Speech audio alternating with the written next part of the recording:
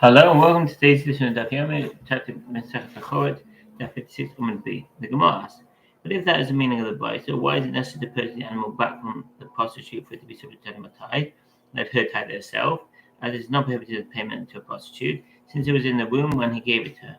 The Gemara answered that the Bible refers to a Gentile prostitute, to whom the mitzvah of tying the animal does not apply. The Gemara challenged, but let the Bible establish this case of an animal set aside as payment to a prostitute that nevertheless enters the pen to be tied, as a case involving a Jewish prostitute, and let it be referring to a case where she ties it herself. The Gemara explains that this Bible teaches us that an animal given as payment to a Jewish prostitute does not have a lack of state of payment to a prostitute, and is not prohibited for sacrifice. The Gemara adds that this is in accordance with the opinion of Abaye. The Abaye says an animal given to a Gentile prostitute as non-zona goya, payment to a prostitute is prohibited for sacrifice in case where one said to the prostitute, "This is yours as your payment." Prohibited to bring this animal as an offering, whether the prostitute is Gentile, a female slave, or a Jewish woman who is forbidden to him by Torah prohibition. The halacha is not in accordance with the opinion of Abaye here, but with that of Rav in 29b, Rambam Sefer Avodah, that Surah Mizbeach 4:8, and considered to be a payment to a prostitute, which is prohibited for sacrifice on the altar. And the priest who engages in intercourse with a Gentile prostitute is not subject to the prohibition of a widow or one divorced or profane woman or prostitute. These he shall not take, but a virgin of his own people shall he take to wife. And he shall not profane his seed among his people, for I am the Lord who sanctifies him. Leviticus 21:14-15. Conversely, an animal given to a Jewish prostitute is not considered payment to a prostitute and is permitted to sacrifice it. But a priest who engages in intercourse with a Jewish prostitute is flogged with the prohibition of, and he should not profane his seed among the people, for I am the Lord who sanctifies him. So what's the footnote? Kohen haba loke. A priest who engages in intercourse with a Gentile flogged by Torah law, as she has a taste of a prostitute. Some maintain that he is flogged only if this woman had previously engaged in intercourse with another man. But Shmuel said Tosfot and Rosh. Similarly, a priest who engaged in intercourse with a Jewish prostitute is flogged. This ruling is in accordance with the opinion of Rav in Teruma 29b, and not in accordance with the opinion of Abaye here. Rambam Sefer Kedusha 3 12:3 Shulchan Ibn Ezra 16:1. The Gemara clarifies Abaye's opinion. An animal given to a Gentile prostitute is considered payment to a prostitute, which is prohibited for sacrifice on the altar. As Abaye derives of an analogy from the word abomination, stated with regard to a payment to a prostitute, you shall not bring the payment of a prostitute or the price of a dog into the house of the Lord your God for any vow, for both of these are an abomination to the Lord your God. Deuteronomy 22:19. And the word abomination stated in the verse discussing those with whom relations are forbidden, for whosoever shall do any of these abominations, the souls that do them shall be cut off from among their people. Leviticus 18:29. The Gemara elaborates, just as the verses discussing those with whom relations are forbidden are referring to those women upon whom betrothal does not take effect, so too the prostitute referred to in the verse is upon one whom betrothal does not take effect, i.e. a Gentile prostitute. Abaye stated further, and the priest who engages in intercourse with her is not flogged due to the prohibition of it, and he shall not profane his seed among his people, for I am the Lord who sanctifies him. Mark explains the reason is that the merciful one states that he should not profane his seed, i.e. his children, and any children born from the Gentile prostitute are not considered to be his seed, as the children of a Gentile mother are Gentiles. With regard to brothers and partners, ha'achin v'ha'tusofin. There was a dispute between the early commentators with regard to the accurate text of the Mishnah and its meaning, and this disagreement had lack of ramifications. Some have a version that reads, the brothers who are partners, without the conjunctive and. They explain that this is referring to brothers who inherited and divided their father's property and who subsequently joined together as partners. These brothers have the status of ordinary partners who are exempt from animal tithe. By contrast, brothers who have not divided their inherited property are not considered partners but inheritors, who are obligated in animal tithe. Rashi Rabbeinu Gershon Mahabona. The nation of the Gemara follows this interpretation. The version of the text in the Rambam's commentary on the Mishnah reads brothers and partners. The Rambam maintains it referring to two separate cases, and accordingly he has an entirely different explanation of the Mishnah. He holds that joint ownership of animals by itself does not exempt the partners with regard to animals that have not yet been born. The Mishnah applies only to the animals that each of them brings to the partnership. With regard to such animals, it is considered as though each purchased his share of the animals from the other, and therefore the partners are exempt from animal tithe, as they are purchasers. It is hard to reconcile the Gemara with Rambam's opinion, as the exemption for partners is derived from a verse As a distinct halacha, partners are not treated as a subcategory of purchasers. Partners who each bring lambs into the partnership are considered as though they had purchased them from one for the other, and therefore they are exempt from animal tithe. Likewise, the lambs inherited by the brothers from their father are exempt from animal tithe. The obligation of animal tithe does apply to animals, but subsequently to the female livestock. Say, Bekhorot 6:10. My brothers who are partners in the inheritance of their father, when they are obligated to add the premium about carbon, see the Hebrew, about carbon.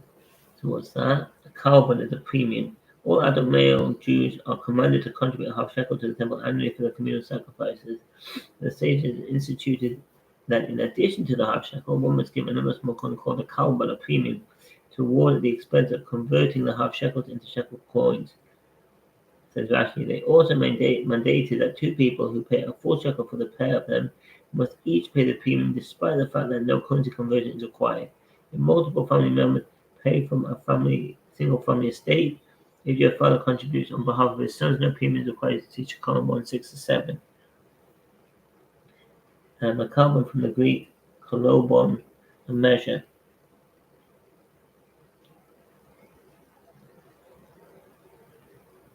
One, brothers who have not yet divided their inheritance and partners who give one shekel on behalf of the pair of them are exempt from paying the premium. This applies to partners who have traded using their shared money and now possess money that was acquired by the partnership. If two people decide to pool their money and become partners and have not yet used that joint money to purchase anything, they must pay the premium. If they purchased and sold with the joint money divided their partnership and reestablished it, they are obligated to pay the premium. And so for the man who comes 3-4 and see the rival there. They're obligated animal tithe. So I missed a bit. To the annual half shekel payment to the temple, they are exempt from animal tithe. Conversely, those whose halachic status is like that of sons who are supported by their father and are obligated to separate animal tithe are exempt from adding the premium. The Mishnah clarifies, if the brothers acquired the animals through inheritance from the property in the possession of their father's house, lambs, kids, and calves, when born from animals purchased jointly by partners, or by brothers with money from their inheritance assumed to animal tithe, this is because they were born while in the possession of the partners or brothers who are considered one person. 6:10. They obligate animal tithe, but if not, they are exempt. How so? If they divide the inheritance between them and then re-enter the partnership, if partners divided up their partnership, or brothers divided their inheritance from their father after animals were born in their flocks, then the partners are supposed to re-establish a partnership with animals exempt from animal tithe. The reason is that when they perform the division, the animals have to stay to push the animals, which chose them on the sake for Korbanot. Hilchot Bekhorot 6:10. They're obligated to have the premium and exempt from animal tithe. The sages taught in to the verse states that you shall set apart for the Lord all that opens the womb, every firstborn male that emerges from an animal shall be yours, belongs to the Lord. Exodus 13:12. This teaches that the obligation of animal tithe applies only to an animal that belongs to you, i.e. to one owner, but not to an animal owned by partners. One might have thought that the obligation of the tithe does not apply to the animal, even if it was acquired the animal's inheritance from the property in the possession of their father's house.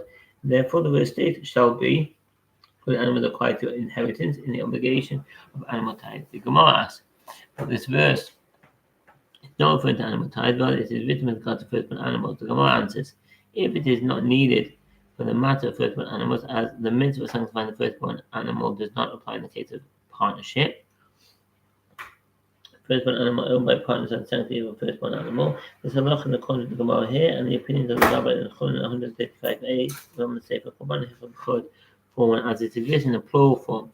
And you shall bring there your burnt offerings and your tithe and the firstborn of your hand and your flock and your vows and your gift offerings and the firstborn of your herd and of your flock. Deuteronomy 12:6.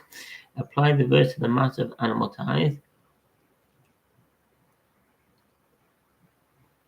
This form of reasoning is one of the 32 hermeneutical principles of Rabbi Eliezer, son of Rabbi Yossi. It is applied when the verse is superfluous in the context in which it is written. Owing to the superfluity, the verse applies to another context, though never to a matter entirely unrelated to the plain meaning of the verse. According to most commentaries, The conclusions drawn from any of these principles are as authoritative as halacha explicitly written in the Torah Yad Malachi, teaching that it does not apply to an animal owned by parents. The mission teaches if the brothers divide the inheritance between them and then re-enter the partnership, they are obligated to add the premium and exempt from animal tithe. Rabbi Yirmiyah says there are times when they are obligated both in this, the premium, and that animal tithe, and there are times when they are exempt both from this and from that. Furthermore, there are times when they are obligated to add the premium and are exempt from animal tithe. And finally, there are times when they are obligated in animal tithe and exempt from having to add the premium. The Gemara elaborates. The guiding principle is that partners are exempt from animal tithe but are obligated to pay the premium, whereas in the case of individual ownership, one is obligated in the animal tithe but exempt from paying the premium.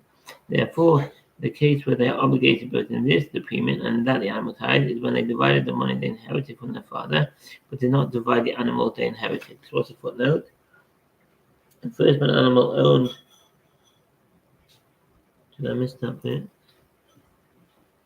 Brothers or partners who jointly owned money and animals, who divided the money but remained partners in the ownership of the animals, are obligated in the animal tithe and the premium.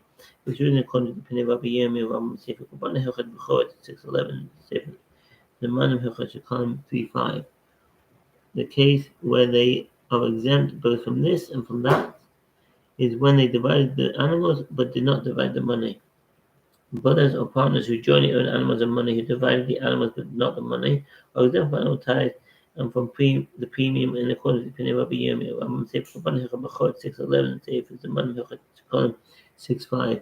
The case in where they are obligated to pay the premium and are exempt from animal tithe is when they divided up both this and that, the money and the animals, from the estate of their deceased father. Afterward, they re-establish a partnership and are therefore partners in the normal sense, rather than co-owners of the original inherited estate. And the partners are obligated to pay the premium and are exempt from the animal tithe. Finally, the case where they are obligated in the animal tithe and then paying the premium involves brothers who have not divided this or that, the money and the animals of the father's estate between them at all. And they were considered as though their father is still the sole owner of the estate and contributing the shekel for the pair of them. Since the estate is under individual ownership, the animal tithe is separated from the livestock. Whereas it is obvious what is the novelty of Rabbi Yirmiyah's statement. The Gemara answers, it was necessary for Rabbi Yirmiyah to teach the case where they divided the animals but did not divide the money. It might enter your mind to say that since they divided the animals, they have thereby revealed their intent to divide the entire estate. Consequently, the estate stands to be divided, and they should be obligated to pay the premium. Therefore, Rabbi Yirmiyah teaches that they are exempt from paying the premium until they have actually divided the money. Rav Anan says, the sages taught this halacha only in the case where they divided kids for goats. Partners or brothers who divided up their partnership or inheritance and subsequently re-established their partnership are exempt from animal tithe because they have the status of purchasers. This applies even if they divided 10 kids for 10 kids, according to the opinion of Rabbi Nachman and Rabbi Yochanan Rambam Sefer Kabbalah Hilchot Bekhorot 6:10. And those for kids, i.e., when the two brothers inherited both kids and goats, but one took all the goats and the other all the kids. Since each originally inherited both goats and kids, this division tantamount to one brother trading his goats for those kids. When they again become partners, they consider like strangers who join together. Consequently, they are exempt from animal tithe. But if they divided kids for kids, the committee follows Rashi maintains that the Gemara explained in the Mishnah. If the brothers divide their inheritance and then form a partnership, they exempt from animal tithe. The Rashi explains that the exchange of kids for goats and the exchange of kids for kids refer to different ways in which inheritance can be divided.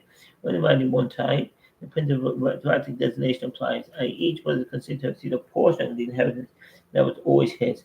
Therefore, when they subsequently form a partnership, they return to the initial state of being jointly owned. But the constant division of goats and kids is based on value, and this is classified as a purchase. And goes for goats, so that each takes some of both types in a normal manner. One can say that this, like the group of animals that each brother takes, is considered his share to which he is entitled from the outset, and no transaction between them has occurred. Consequently, when they re-establish a partnership and the state is reverted to its original state as a single entity, and they are therefore obligated to separate animal type. Rav Nachman says, even if divided the estate in the manner of kids for kids and goats for goats, we do not say this. The group of animals taken by each brother is considered his share to which he is entitled from the outset. Therefore, if they re-establish a partnership, they are considered like partners and exempt from separating animal ties. The Gemara notes that this matter is also the subject of dispute between the others Amoraim.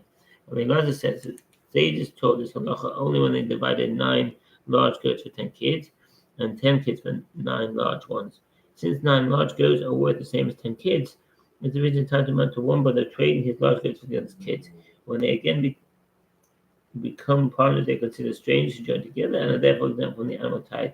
But if they divided 9 large goats for 9 large goats and 10 kids for 10 kids, and that each takes some of both types, one can say that this, a group of animals taken by each brother, is considered his share to which he entitled from the outset, and no transaction between them has occurred. Consequently, when they re-establish the partnership, the estate reverts to its original status as a single entity, which means they are obligated to separate animal type. And Rabbi Yochanan said, if even if they divide the estate in the amount of 9 large goats for 9 large goats, and 10 kids for 10 kids, one does not say this the group of animals taken by each brother and is considered his share to which he entitled from the outset. Therefore, if they re-establish a partnership, they are considered partners, and they must separate animal tie. That's the end of the Omid. Thank you for listening, and I wish you a good day. All the best.